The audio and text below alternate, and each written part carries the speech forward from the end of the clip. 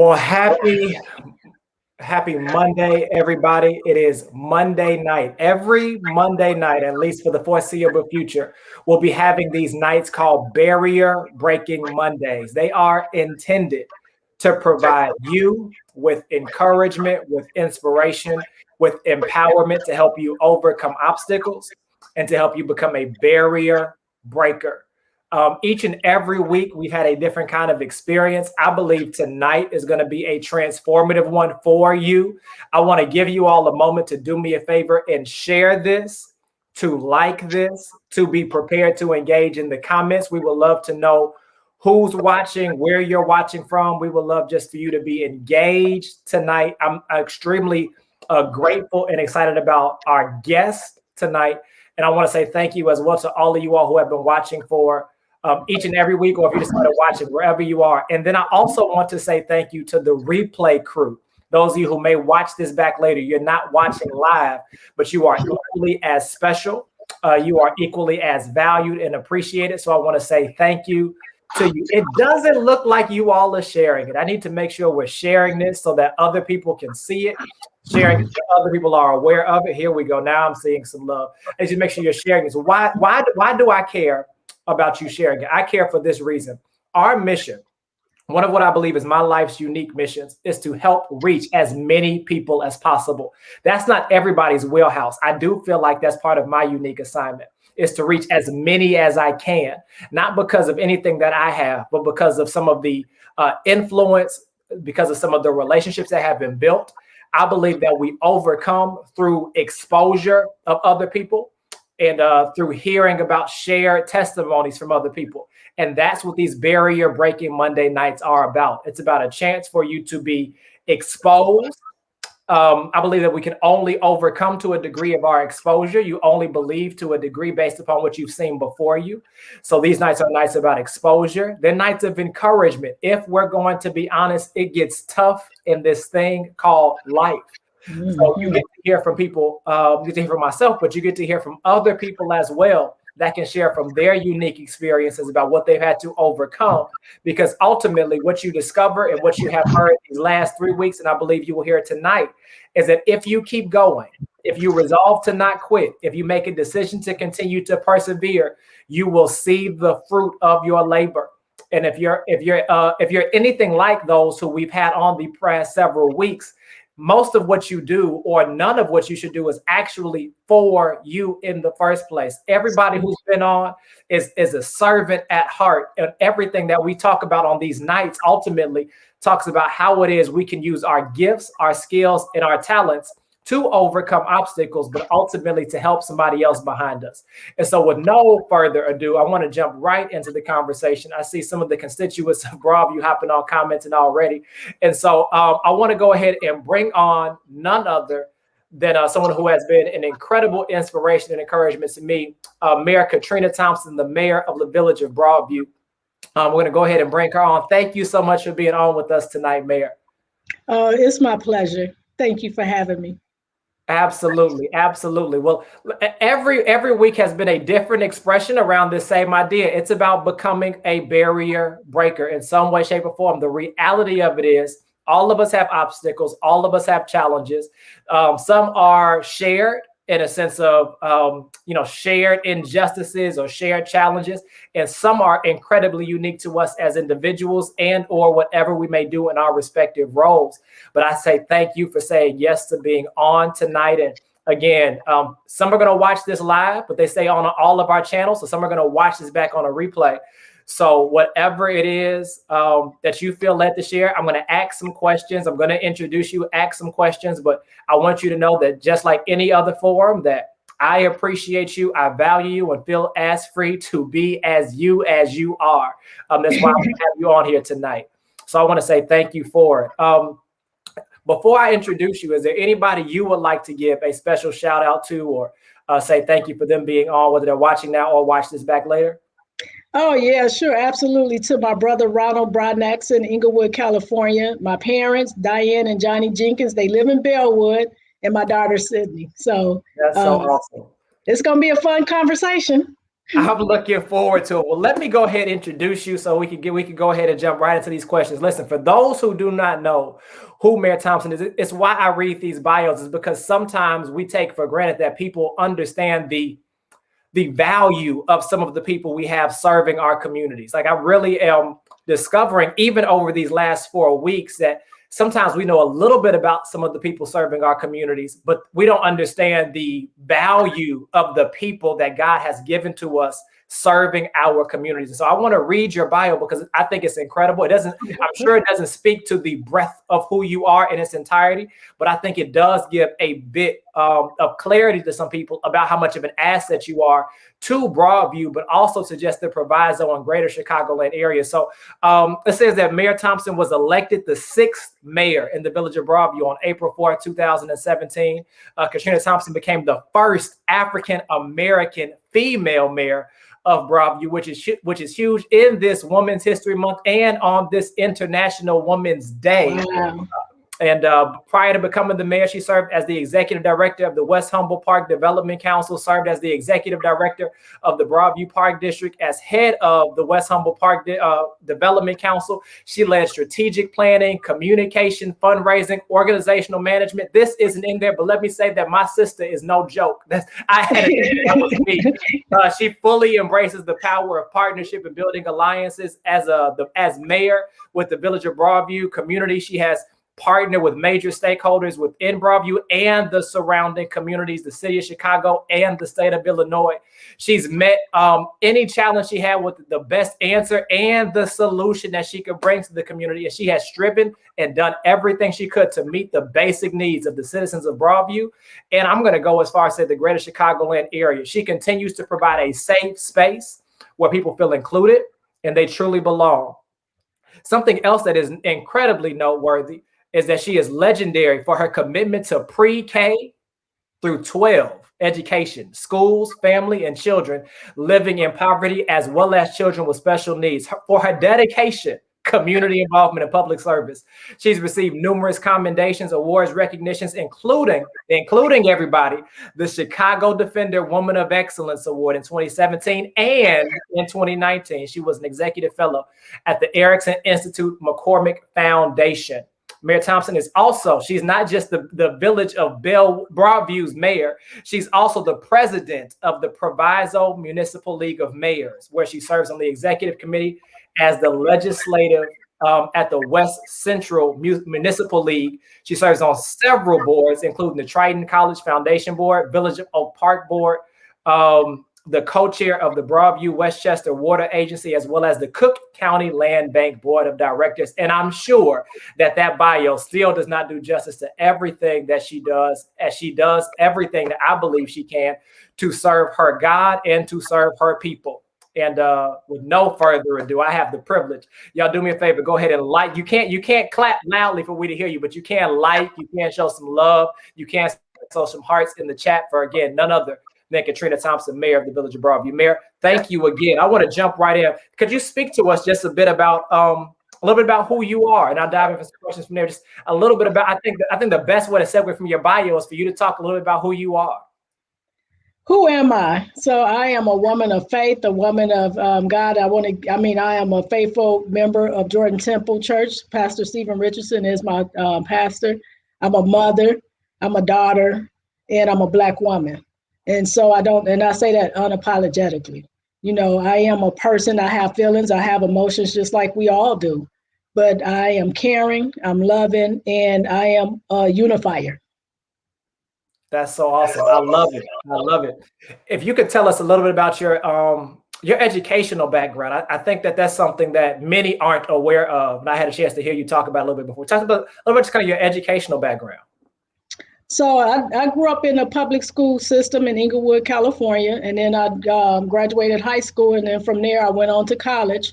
I have a bachelor's degree in organizational management from Concordia University, and I have a master's degree from Roosevelt University in training and development. Awesome, awesome. I love it. Now, you didn't grow up in the Chicagoland area, is that correct? That's true. Now, where are you from? I am from Inglewood, California, but I must say I've been in the state of Illinois for 25 years. So I celebrated my 25th year anniversary in the state of Illinois back in October. 25 years here. You might as well be a lifelong one for that to be the case. It's almost as long as some people are alive. And so that's home is going to always be home. So Inglewood, California, home is going to always be home, but this is where I live and this is home to me. Broadview, Illinois is my home now. I love that. I love that. Absolutely. Want to give again major shout out to the West Coast. We know you shouted out your family back home before this started. That's right. That's right. I love it. I love it. Some of you all only hear about Inglewood on TV. Here you get to see somebody who is from there, but now she is doing an incredible job leading the village of Broadview forward. Talk to us a little bit about what you do professionally. Again, some people are kind of aware of the mayor title, but what you do as mayor. What does that look like in terms of a local mayor? So I am the mayor of the village of Broadview, and I don't take that title lightly. It's a lot of moving parts, and like we discussed earlier, it's a lot of moving parts to any municipality because you're responsible for fire and police, public works, the building department, administration, and then your allegiance is to the community. I serve the people. And so that's going to always be my commitment, is to make sure that I'm well-rounded and solid in the people that I serve. The office don't belong to me, it belongs to the people. And so I want to make sure that I'm in order when it comes to decisions that have to be made. I want to listen to the people and bring it back to the department heads to hear their concerns. So the mayor's office, we are responsible for overseeing a whole bunch of stuff. Our finances, that's a big component of municipal government, is the financial component of it. And then everything else kind of fall into order, because if you don't have the money to do certain things, you just can't do it. But you have to be able to educate and educate the public and the residents on what that looks like. So I like to hold community town hall meetings or community meetings. When we were more open, we did more committee meetings. Okay. But since we've been in this pandemic, we haven't did it. We haven't been so proactive in that, because that's been a barrier for us, just with the technology and, people not having the technology to do it versus coming in to hear the conversation. But we want to be mindful of that situation where we're able to hear and listen to the people. We can't give them everything that they want, but it's called compromise. And so as long as we compromising with people, they get a little bit, we get a little bit, we can do a whole lot. Yeah, absolutely. What are some things that I know you've done so much from just even my vantage point in your time and tenure as mayor. What are some of your most proudest accomplishments because this is your first term, correct? Mm-hmm. In your first time, what are some of your most proudest accomplishments, if you will? And again, you may say everything, because you've done so much. I didn't want to try to list it off, because I'm gonna just go down a list of whatever I see publication wise. But from your vantage point. Well, I'm not big on boasting and bragging, so it's kind of hard for me to really talk about my accomplishments, because some people may interpret it as boasting and bragging. Mm-hmm. So for me, it's just unifying our community. For so long, we was disconnected. People wasn't getting return phone calls. We didn't have transparency to the standard that I would consider transparency, where we have more inviting, where we can streamline our village board meetings, our special board meetings, our finance committee meetings, where the public can, if they can't attend a meeting on Mondays at 7:30, they can always go back to our archive to view the video to see what's going on and how we legislate and how we govern ourselves as an elected body. So that's, to me, was like the biggest accomplishment that we've done. Then we've also implemented email blasts, where we can actually get the information to residents, because sometimes when we get it from the county or the state, it may be last minute stuff, but if we can get that information out right away, as soon as it hit my desk, it go right out to the community. So I pride myself in making sure that our residents have the resources that they need for whatever things they're trying to do, especially during this pandemic, where many have lost their jobs and they didn't know how to get the resources for the mortgage relief or renter relief. But through that email system, we was able to blast out that information, and not just share with our residents, but with our business partners, because they have employees that's going through the same thing. And so they're able to share the information. So as long as we share the information, we can, do more. And that's what we should be doing. Another thing is the partnership with the village of Maywood, with the Ike 911, our telecommunications. So when I first got into office, a decision had not been made on if we was going to partner with certain entities. So I decided that I thought it would be best if we partnered with the Village of Maywood, because that's my sister community. They demographics match ours. They sit on our borders. Our police departments, they interact with each other from time to time. So it made sense to join that venture. And we made that happen to get that ball rolling. So we have the Ike 911 Center, which is a separate entity from both villages, but it's housed inside the village of Broadview. So I pride myself in that, because that's something that we all can relate to in that one center for both communities. And then just being able to just bring resources to the community, not just for Broadview, but for the Proviso Township at large, as it relates to how we disseminate the food giveaway and stuff like that. People were struggling during this pandemic, and it was quite frightening, even for us. And we closed for a little while, but not forever. So we've done a lot of great work. In the last 4 years, we got the senior housing. If you drive down 17th, I looked at yesterday and it's already like the third story. So I'm like, okay, wow, it's really coming. So it's on time. It's moving. And so it's coming on time for the fall. And then we got Amazon coming. So that's a big deal. Even in the pandemic, we got businesses that's coming to open up in the village of Broadview that's going to create job opportunities for the community at large. So those are things that I'm most proud about, but it's so many things that I've done. Sure. I just don't brag or boast about myself. Sure, absolutely. And I think that, one, I think it's an incredible sign of your humility and who you are at the core, because it's never about you, right? And it's really been a theme these past several weeks, some of the people in which I've had the chance of sharing with on these Mondays. And I think that sometimes, though, what happens is, because of that, it can create this notion of almost the unawareness can create almost this lack of appreciation for the value that's being added. And so I wanted to at least ask the question, because I know how hard you're working. I believe in the value that you've added to the village of Broadview and Proviso Township as a whole. And so at least you just being able to share some of those core things, I think for anybody to just kind of hear that and hear about that, I think it's incredible. Here's something I want to kind of jump into. It is Women's History Month. It's International Women's Day. You are the first African-American female mayor of the village of Broadview. Talk a little bit about that. Again, you're unapologetically a Black woman. That's undeniable, and I think that that's strong. Speak to me about just kind of what you've had to overcome as it relates to that, if you don't mind. So it's a big deal. And I work alongside some great leaders that, I got some great mentors. So I thank them for their leadership and their mentorship, especially in a governmental role. And it doesn't come without, you've heard of the saying, the crown is heavy. The crown is heavy. The queen, the crown is heavy, but we have to be strong. We have to be bold. We have to be passionate. We have to be independent, and not just today, but every day. And so we have a lot of great women that's in leadership roles that's making some significant moves that people are actually paying attention to. And that's what we need. And we have to get behind women and not be contentious with one another and be supportive. We can disagree, but we can also be supportive.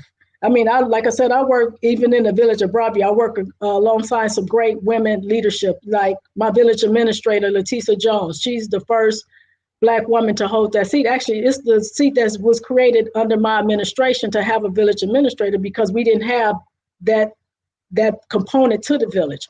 And then we have Chief Tracy Kinney, who's the fire chief in the fire department, just come up with all of these innovative ideas to do more for young people and to get them into the fire service. And we know that there's been a disconnect of Black and browns being having these career jobs as police officers or in the fire service.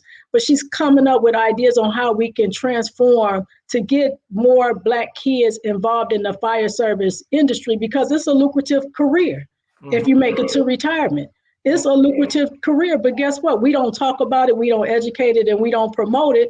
But she's taking the lead to do that, to bring the kids to us, to be able to give them that opportunity to be in the fire service.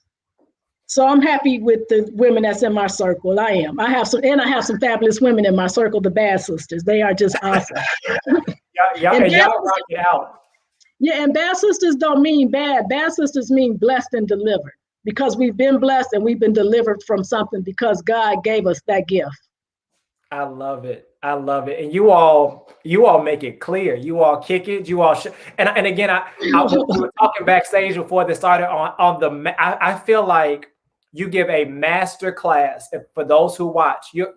They get at least a glimpse of this master class on leadership, but also living at the same time. Sometimes we see one, but not the other. Right. So we may see you enjoying yourself golfing when the world was open. We know you had have a love for going, the world was open. We see you there. Or we may just see you walking down, enjoying a beautiful scenery or riding your bike, as well as serving the people. And I think that's so needed. Somebody said they wish they were younger, they apply for the fire police. I hear my wife have the conversation all the time that, like, if this thing doesn't work out for me on this side, I think I was meant to go get people out of trees and save as a firefighter. It's one thing we talk about often these days.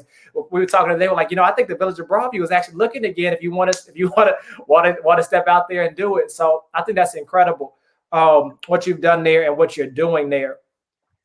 Something else I would kind of ask you. You spoke a little bit about it in terms of like your values or some standards that you may hold yourself to or others to. You mentioned it a bit. Could you speak to some of that? That's how some of that has kind of shaped you, or some things that are important to you. So I believe in being true to thyself. And to me, that's transparent and being accountable.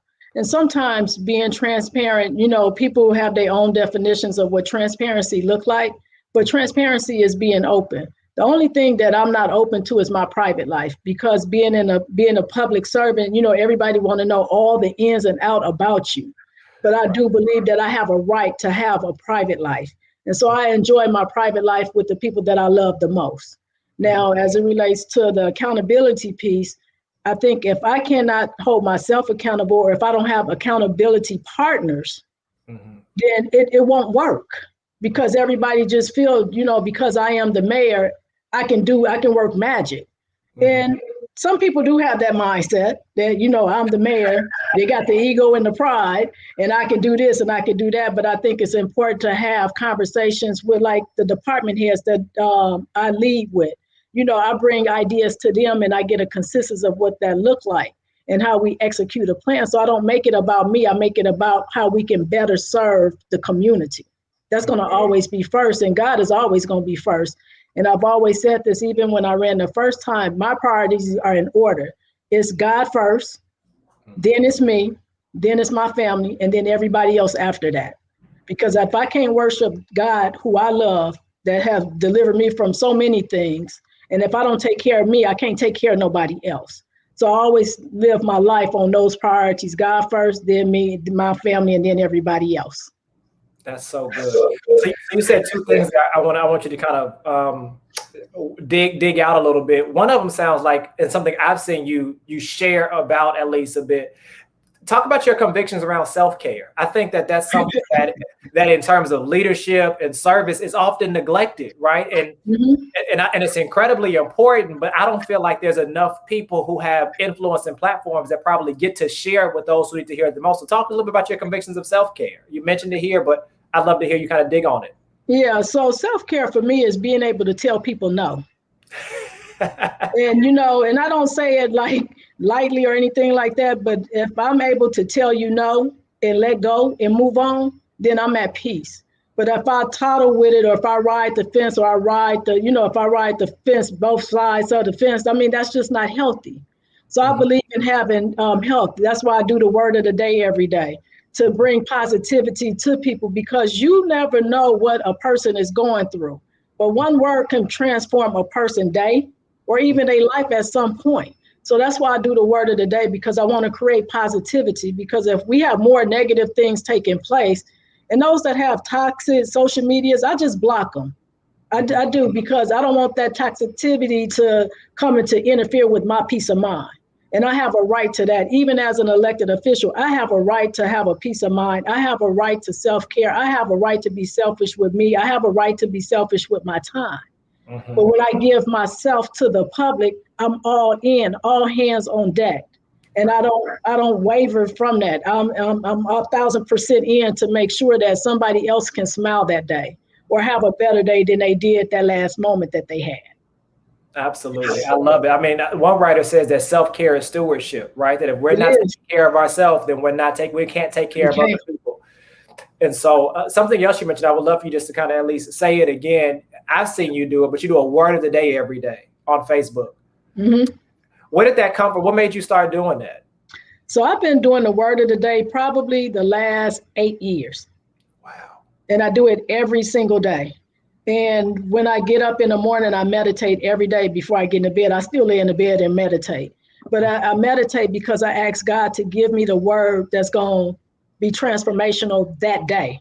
Mm-hmm. Or it could be a word that I've seen in the past and it just resonated in my soul that I got to get it out. So when I do the research on the word that I've seen and I get the root of the meaning of the word, I say, okay, this can really help somebody if they take the time to do it. And at one point I was doing like Greek words. I think I forgot what year it was, but I was doing Greek words where it challenged people to actually look up the word. Mm-hmm. And then it became, well, can you tell me what the word mean? Okay, well, that's not wasn't the platform. The platform was to get the word and go research the word and see how it manifests for you for that day. Because some people are in toxic relationships or they have some type of addiction, but they follow folks on social media they're looking for something.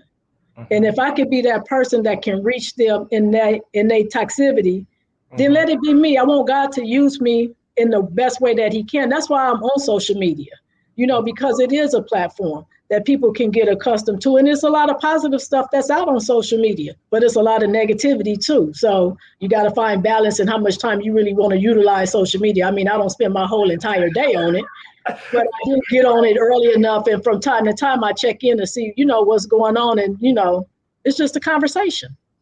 Absolutely. And here's what I will say about, some of the usage I've seen you use it for. I think it's been key and critical, specifically during the pandemic, how even active people get to see you as, specifically in your role as a public servant. I think to see you out there, see how much you've been doing, see how much the village of Broadview has been doing, your commitment to serving people.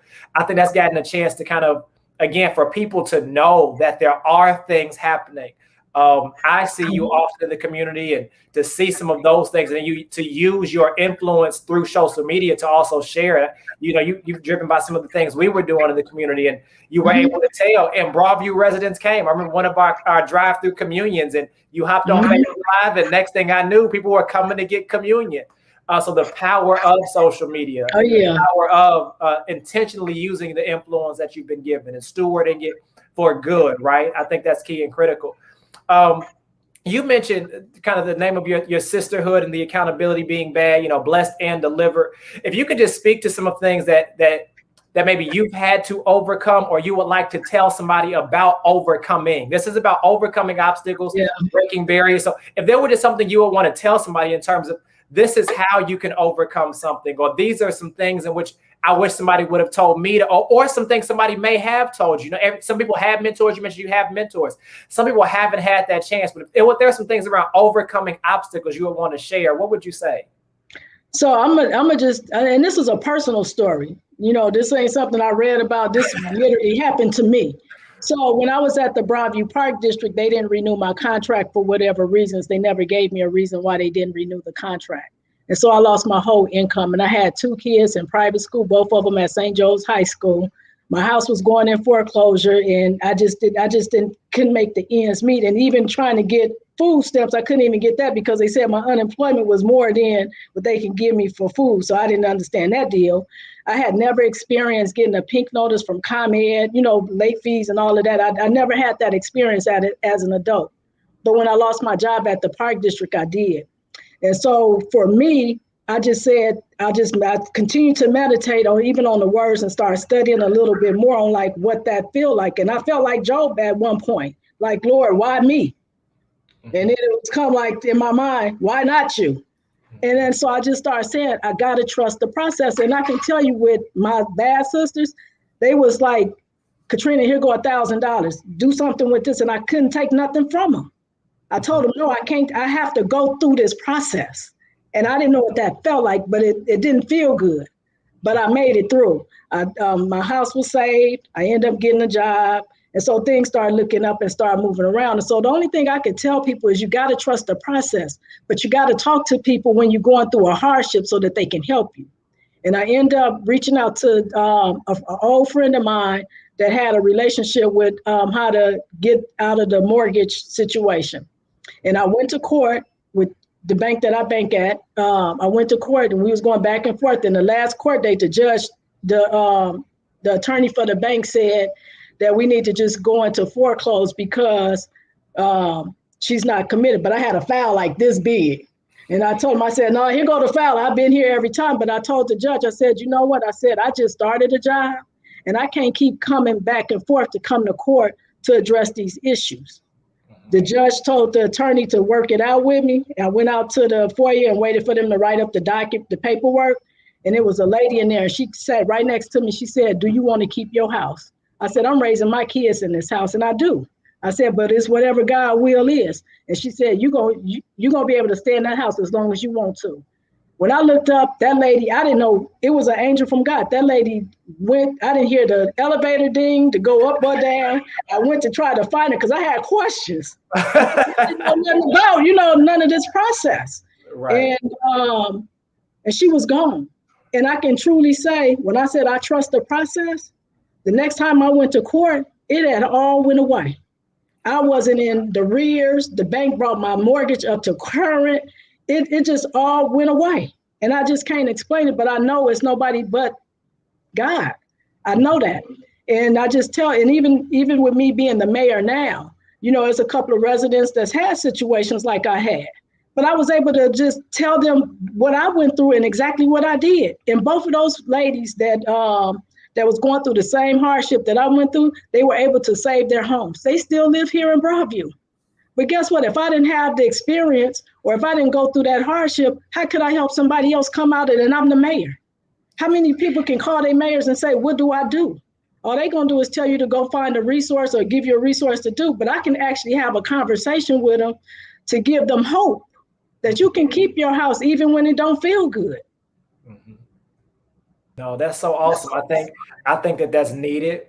It is sharing, but it's absolutely needed. We thank to the type of the comments. Thank you for sharing. We overcome by the testimony. It's how we get better. It's how we're strengthened. Mm-hmm. It's how hope is restored. Right? It's through the sharing. It's through the process. Trust the process. That's how that being typed in. You got to trust the process. Sometimes it can seem hopeless or it can seem like this, but you got to endure. Right? The race is given to the weak. To the quick or to the strong, but to he that endureth to the end. And so, thank you so much for sharing that. We're moving through the time. In terms of, I want to ask you a couple more questions. I'm gonna start taking a few out of the chat. I did see a couple were posted in there, and if you all want to post them in there, feel free to type them in there now.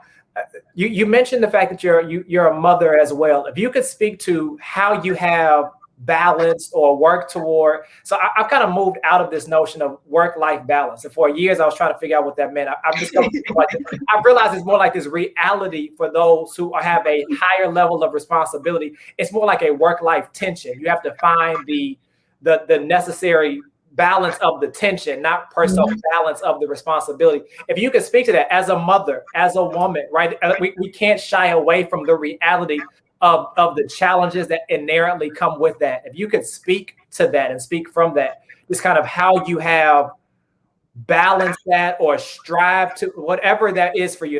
Balance isn't the word I typically use for, but how you have worked through all of that to create a healthy life for you, for your family, and maintaining your private life while serving the people. Sometimes people think they have more access to you than you have access to what I've been doing for you. You don't have access to. I understand. We talk about it all the time in my house. It's like, no, when we're serving you all, we're serving you all. But what happens in my house is my business. And so just kind of talk a little bit about that, if you don't mind. Just kind of how, again, you've worked through high level leadership roles, high level responsibilities, as well as raising your family and doing it all with such, I'm gonna say I'm doing it with grace, giving us a master class. So for me, it's just real simple. I was raised by a strong Black single mother. She had me when she was 16. So some of the things that I seen her, how she raised us, I kind of implemented. The only thing I did different from what she did is I didn't whip my daughter every day. I got whippings every day because they said I was bad. So I don't know.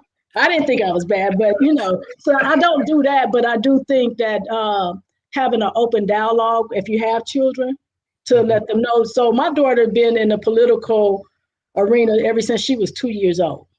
So I've introduced her to this life a long time ago. Now, as she went through like grammar school, middle school, high school, she didn't have to go so many places with me because I'm a single mother. So she didn't have to go too many places with me as she got older. And so she kind of separated, but I wanted her to be independent and make her own decisions. She is an only child, but my sister passed. It'll be 10 years this year, and I got one of her daughters that lived with us. And so that became her sister, her cousin's sister, right? And so I want them to be independent women, just in case if something should happen to me, they'll be able to make decisions. They'll be able to make financial decisions. They know how to do banking. My daughter don't want, she got a credit card now. She'd be 22 at the end of the month, but she didn't want to do nothing. She was like, do I have to pay it back? Or if you charge, yeah. She was like, well, nah, that ain't true. So, but it's just teaching them financial responsibility and stuff. And I think a lot of times in the Black community, we don't teach our kids that. So I gave them credit cards and, trusted them that they will go to the mall and spend X amount of dollars, but just showing them that you got to pay this stuff back. Now, as it relates to discipline in the house, I'm just strong on my beliefs. And if you can't follow the rules, you can't live here. And I don't care if I'm the mayor, if I'm not the mayor. The rules are the rules in this house. And so that's just how I managed for us, and trying to keep that balance or, just keep it like a respectful household, but I want her to be able to articulate and be honest and upfront with me, because a lot of kids, they manipulate the parents and don't tell the whole truth until something happened. And sometimes you don't know the truth. But one thing I know my daughter she's not a liar. She may get in trouble for it, but she don't tell the truth. Right. And it's not because she's scared of me. It's just because she respects me enough to be truthful with me. And even in this role as the mayor, like I've shared with her multiple times, people is going to attack you because of me. And that's unfair to her, but you can't take it personal. Right. And so just trying to, help her understand that role of what that looked like from having a mother that's in a leadership role in a public situation like this. I'm sure it's challenging for her. But I think she do a pretty good job of, she be wanting to do a couple of things because she sees stuff on social media and stuff like that. And she want to say a couple of things, but I tell her, just lay low. No, absolutely. Absolutely. I completely understand. Thank you so much for sharing that. I think that more of that needs to be shared. If I'm just going to be honest with you, I because of the nature of kind of the lane in which I serve in, whether it's in pastoring or whether it's just kind of in some life guidance or whatever I may be giving, like that's just kind of the general conversation that we're kind of dealing with specifically today is almost a kind of a lack of opportunity to hear kind of some of the parental conversations or from those who have, again, it's not that anybody does a bad job of parenting, but to say those who are committed to doing or have had a more fortunate opportunity or been exposed to another degree of it to kind of just be in the room to have the conversations and the dialogues that are needed to have the parental support to even say, what you said, you're raising them to be the best that they can be, whether you're in a high public figure role or not. You want them to be the best citizen that they can be, the best individual they can be.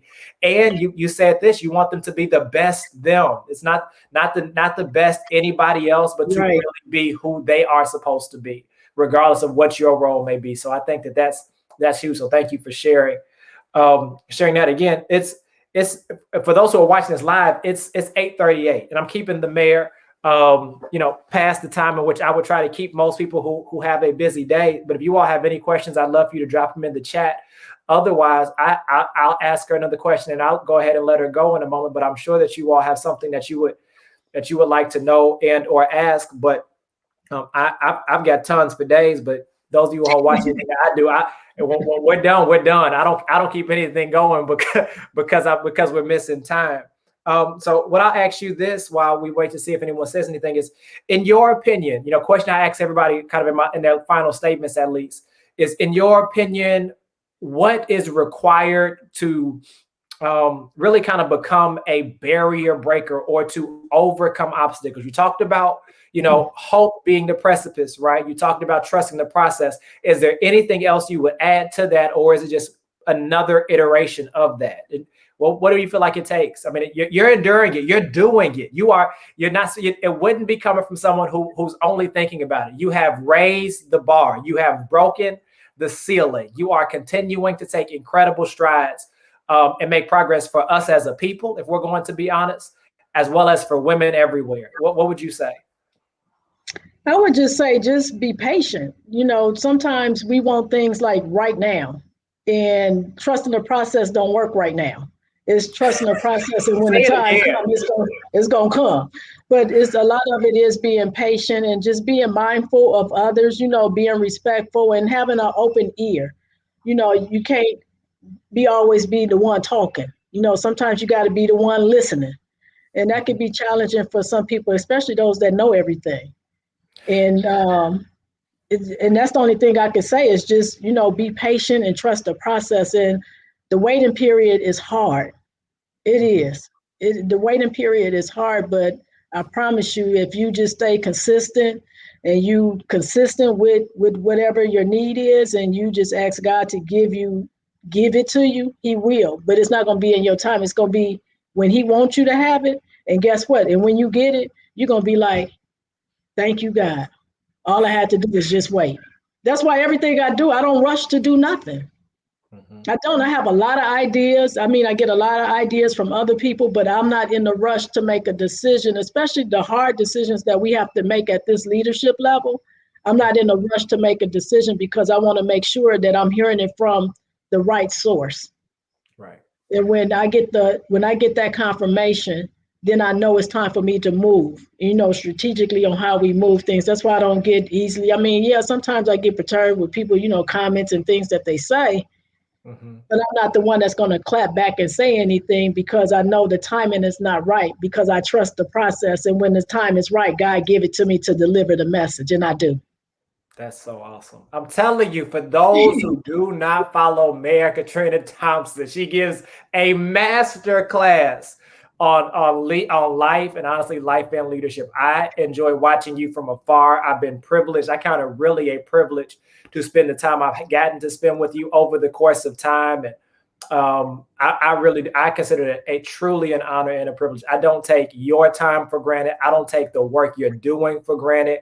I don't take the time you've honestly, like I can say definitively that the investment that you make in those who are also committed to doing the work, you've done it for me over the course of time. Not even just what I'm doing now, but I remember when I had ideas years ago and nobody knew anything about who I was or what. You believed in the work I was telling you I wanted to do for young people in the community. And I want to say thank you for it because of your investment. Some people don't get a chance to be able to have their roses given to them while they can still smell them. But I am a byproduct of your confidence in the next generation. I am a byproduct of your belief in young people trying to do great work. And honestly, it was people like you believing in me when things got tough for me, tight for me, discouraged for me. Listen, I can't give up now. If I could just be honest, I think about those who made an intentional investment in me. Those who took time. I remember meeting with you when you were the executive director at the Park District. You didn't know me from Adam. I didn't have anything from Adam. I wasn't even serving in any of the roles I've served in the last 7 years. This was almost eight or 9 years ago, probably by now. And but again, you took the time, and so I want to say thank you for it. I think that's key and critical that we pause to say thank you to those who have really paved a way. You're still paving a way. I believe you still have so much more work to do, so much more to give, so much more to share. But I would be remiss if I didn't take the time today to say thank you for you choosing to, again, I'm sure you give it to so many other people, but I know I am personally blessed. My life has been enriched because of the time and intentionality that you made for me, and that you even the things that you do that just affected me. Because some of the stuff that we do, we don't even know who it impacts and who it affects. But I'm one of the people who are inspired by the word of the day. And like, it gives me what I need many days, like on a day where I might be down or whatever the case may be, or if I see a bunch of foolishness. Sometimes I might be scrolling. I know I can go to your page to get the word of the day to center me. And so that's just one of the ways, but you know what you have meant, you know what you have done. I want to say thank you for the typing in the comments. That's saying People need to hear these words of encouragement. I hands down agree. People need to hear these words. So I say thank you, Mayor. We're grateful for you, grateful for your time. I will not hold you any longer. I want to say thank you all for being on. Thank you to all who are going to watch this back on the replay. And Mayor, is there any closing statements, anything you want to say before we go ahead and close this out?